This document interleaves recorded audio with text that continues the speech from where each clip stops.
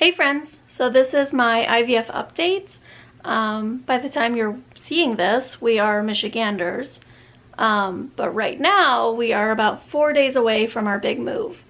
I have not had a chance to pick up the camera because as the teacher on summer break, it is my job to pretty much pack up our house because Samantha is bringing home the bacon right now. So I have been trying to pack up each room day by day, making sure everything is set and ready to go this Saturday, along with packing out my classroom because I am teaching at a new school in Michigan. So I needed to make sure I had all of my classroom things packed up and ready to be moved into my new classroom next week. So this is my update.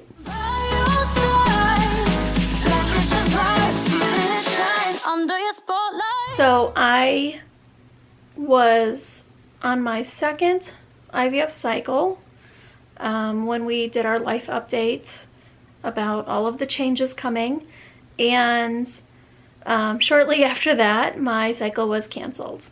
I was doing the mild IVF protocol, which is the one that Sam was actually pretty successful on, and I will link that above here. If you haven't seen it, go ahead and watch that. Sam responded really well to it. It was Clomid and then Follistim and Menopur and then Ganirelix to downregulate so that you didn't ovulate at the end. And I did get to the Ganirelix, and then I only had 2 follicles and they weren't really growing the way that they should have been. And if you remember the beginning of my cycle, I don't even know if I updated it, but the beginning of my cycle, I only had 1 antral follicle. So when I first started, I had 1 antral follicle, and I was like, there's no way they're going to start me on IVF with 1 AFC, which is the follicles that they see there that have the potential of growing. Most women have like 15, 20 antral follicles, I think. Sam usually has like between 10 and 15, which is actually not bad, especially for somebody with diminished ovarian reserve. It's been looking like I have like 1, 2, 3, 4. I think 4 is the highest I've seen. So apparently I have a worse response to IVF than even Sam does, and I didn't think that was possible because I thought Sam didn't respond well at all. But I don't have a high count of follicles to begin with, and then they don't really respond either. So we had our final consultation with our doctor at our fertility clinic in Chicago, and she went through all of the cycles for Sam and then all of the cycles for me, and she basically just kind of concluded at the end that IVF really is not a good treatment for either of us, especially me. She said Sam could do another one, and she thinks that Sam possibly could have another successful cycle if they did the same things that were successful on her 1 cycle that yielded about 6 follicles, which was the mild IVF with Clomid. I did not respond, and the doctor said point blank, IVF is not for you. It just isn't the way that you're gonna get pregnant. I do have that blockage in my left side, my left fallopian tube, so when she considered converting this cycle to an IUI, I had to remind her that she told me she didn't want me pregnant with having a blockage there.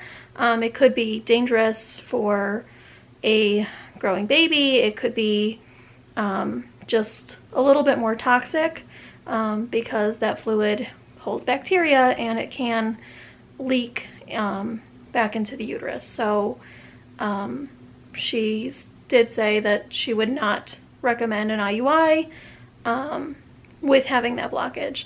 So what she wants me to do is have that fallopian tube removed, heal from that, and then if I am ready and when I am ready, I can do IUIs. And she told me that, you know, it may take a little bit longer with 1 less fallopian tube. She did say that fallopian tubes can pick up ovulating follicles from either side, either ovary.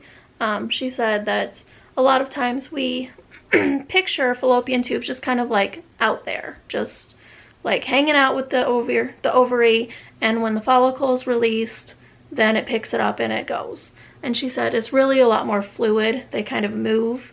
And so if my left ovary does ovulate, then the right fallopian tube can pick it up. But don't bank on that. That may not happen. It can happen, but it may not. So she said, you know, in my future cycles, I might just want to focus on doing IUIs on those cycles that my right side is more active. Especially because we're paying for sperm every single time we try. So that's where I'm at. I'm a lot more infertile than I thought I was. We are officially the worst lesbians ever when it comes to fertility. We've joked about this for a while with our low numbers and just how long it's been taking us. Sam said it's been about 17 months that we've been trying. And I haven't really counted, but that sounds about right. It feels about right. But at this point, we're just like, okay, like, keep rolling with the punches. It's gonna happen when it happens, and maybe this is the universe just letting us get settled before we have any good luck. So, yeah, so the next steps for me is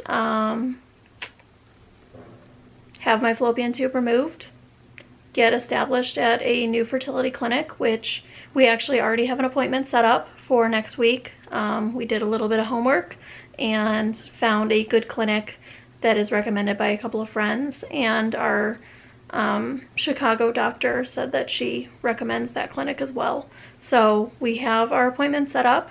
We're going to meet them. We're going to tell them how awfully complicated we are and see what she says, and then we're going to see where we go from here. I'll have my fallopian tube removed probably as soon as possible because it is uncomfortable and I would like to get healed, and then we'll just see where we go from there. Sam is currently taking a TTC break, as we said before, but she is actively working on getting fit and healthy and ready to TTC in the next coming months. She is working with the Fitness Monkey, and I've decided that I will begin working with the Fitness Monkey as soon as we get settled in Michigan. I start teaching because I get paychecks as soon as I start teaching. So right now with the move and everything, I'm just gonna wait until I have my paychecks coming back in before we commit to paying for a trainer for both of us. So yeah, I'm excited. I'm excited to work with the Fitness Monkey. Lindsay, thank you very much for taking both of us on.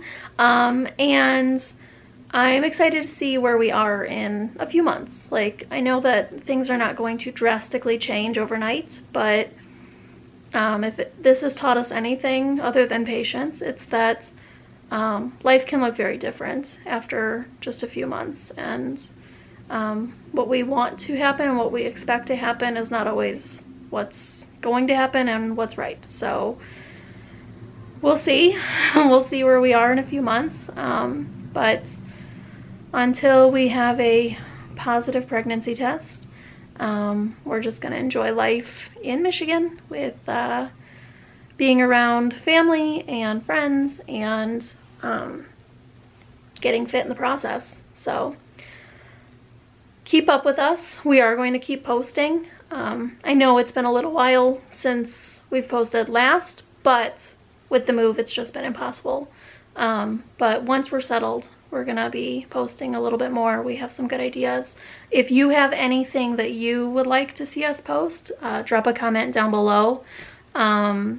We would love to have some ideas from you, and once again, we love interacting with people who are watching and thinking about similar things that we are thinking about. Definitely like this video, give us a thumbs up, and share us with your friends, because we would love to get this channel going and keep doing what we always intended, and that was to share our journey, because as you can see, it's unpredictable. So all right, well, thanks for watching, and I will see you next time, probably with my wife. Bye.